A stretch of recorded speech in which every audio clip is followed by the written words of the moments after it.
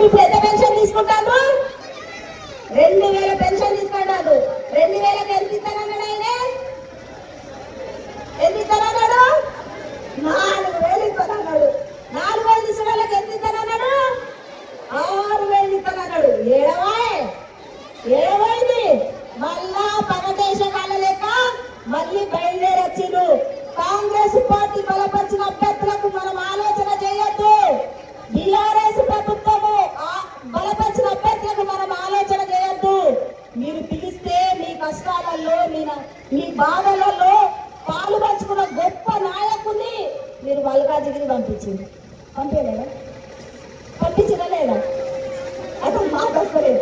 కానీ ఈ హుజురాబాద్ ప్రజలు ఒక బంగారాన్ని, ఒక బలమైన నాయకుని పంపించారని మల్కాజిగిరి ప్రజలు ఎత్తుకొని బ్రహ్మాండమైన మెజార్టీ గెలిపించి మళ్ళీ హుజురాబాద్ కు పంపించారు. మీ దగ్గర ఎందుకు తెలుసా?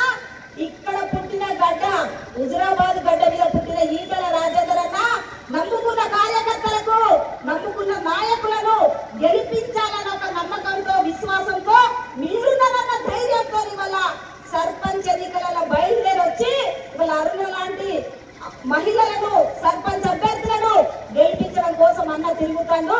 ఇవాళ సర్పంచ్ గా తను ఎంత పని చేయాలో అంత చేయగలుగుతుంది. ఏమి పనులున్నా ఈ ఉప్పల్ గ్రామంలో మీకంటూ పనులు చేయడానికి ఈటల రాజేందర్ అన్న గారు ఉన్నారు. దయచేసి ఆలోచన చేసి మళ్ళీ ఇలాంటి నాయకులు పెట్టిన నాయకులను గెలిపించుకోవాలన్న ఒక నమ్మకం, విశ్వాసము మరి రాజేందర్ అన్న గెలిపివ్వాలి. 2 పార్టీలు బలపరిచిన అభ్యర్థులను డిపాజిట్ గల్లత్తు చేసి వల్ల అరుణ గారి గుర్తు ఏం గుర్తాము?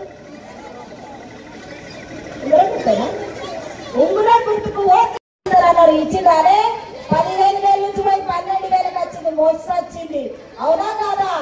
ఆటోలు నడుపుకునే మా ఆటో డ్రైవర్లకి సంవత్సరానికి 12,500 రూపాయలు ఇస్తానన్నది కాంగ్రెస్ ప్రభుత్వం. ఇచ్చిందా? ఇవ్వలే. అంతేకాదు చదువుకున్న బిడ్డలందరికీ కూడా స్కూటీలు ఇస్తామని చెప్పిండ్రు, ల్యాప్టాప్లు ఇస్తామన్నారు. ఇచ్చిండ్రా?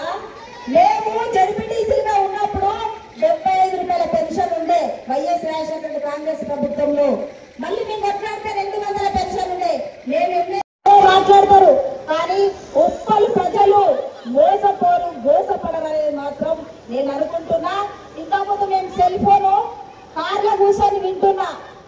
ఇక ఏం మాట్లాడుతున్నంటే మొన్ననే కదా ఎన్నికలప్పుడు రాజేందర్ అన్న మీద ఓ మనిషి వచ్చగా నన్ను గెలిపియండి, నన్ను గెలిపించకుంటే నా బిడ్డ చదువుతుంది, నేను చదువుతా, నేను చచ్చినాక నాకు దండేసిపోద్ది అన్న రాలేదా? అన్న రాలేదా? అవగా మనిషి మళ్ళా బయలుదేరడానికి వచ్చిండు. రేవంత్ రెడ్డి సర్కార్, కాంగ్రెస్ ప్రభుత్వం ఏం హామీలు ఇచ్చిందో మీరు గుర్తుపెట్టుకోండి. మా అక్కలకు ఆడపిల్లల పెళ్లిళ్ళు చేస్తే తులం బంగారం ఇస్తా అన్నాడు. మీకు తులం బంగారం వచ్చినట్టుంది, మీ బిడ్డలు పెళ్లి చేసినట్టే ఉన్నది. అవునా కాదా? రాలేక మా ఆడబిడ్డలకి ప్రతి ఒక్కరికి అకౌంట్ లో 2,500 రూపాయలు ఇస్తానన్నారు కాంగ్రెస్ ప్రభుత్వం. ఇచ్చిందా? ఇచ్చిందా? ఇయ్యలే. మాత్రం ఓట్లేయం. మొన్ననే వేసినాం, తప్పు చేసినాం. ఇక మేము మోసపోము, గోసపడం అంతే కదా.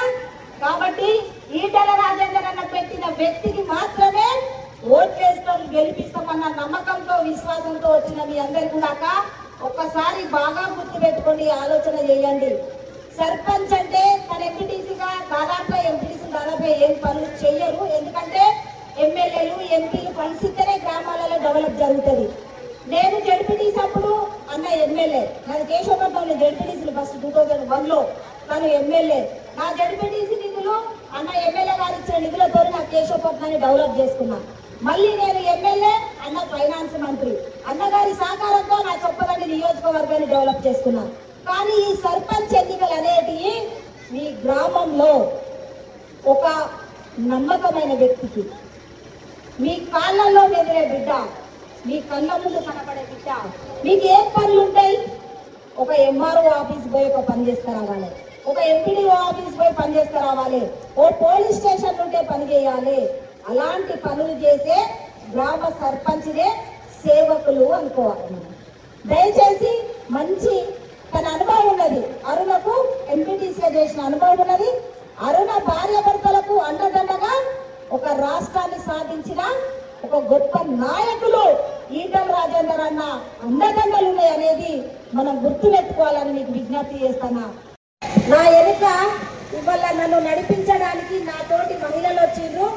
మమ్మల్ని అందరినీ కలుపుకొని నన్ను గెలిపియడానికి మరి ఇవాళ ఒక రాజేందర్ అన్న ఒక శక్తిలాగా వచ్చిందని ఆనందంలో అరుణ చాలా విషయాలు మాట్లాడింది. మీ అందరికి కూడా ఉప్పల్కి ఒక చరిత్ర ఉందనేది నాకు తెలుసు. ఎందుకంటే నేను చొప్పదండి ఎమ్మెల్యేగా ఉన్నప్పుడు ఇక్కడి నుండే పోలీస్ డిపార్ట్మెంట్ నుండి చాలా మంది ఎస్ఐలు సిఐలు చాలా మంది కూడా ఏ గ్రామం అని అంటే మాది ఉప్పల్ అనేది. ఉప్పల్ గ్రామానికి ఒక చరిత్ర ఉంది. ఈ గ్రామానికి చాలా ఎడ్యుకేటెడ్స్ ఉన్నారు ఈ గ్రామంలో. వచ్చేటప్పుడు నేను రాజేంద్ర అన్న కూడా మాట్లాడుకున్నాం. అదేవిధంగా క్రాంతి స్వామి మాల వేసుకున్నారు కాబట్టి క్రాంతి గురించి కూడా మీ అందరికి తెలుసు. అన్నతో ఉద్యమ కాలంలో వెళ్తున్న నాయకుడు మాల వేసుకున్నాడు. అదేవిధంగా ఈ గ్రామంలో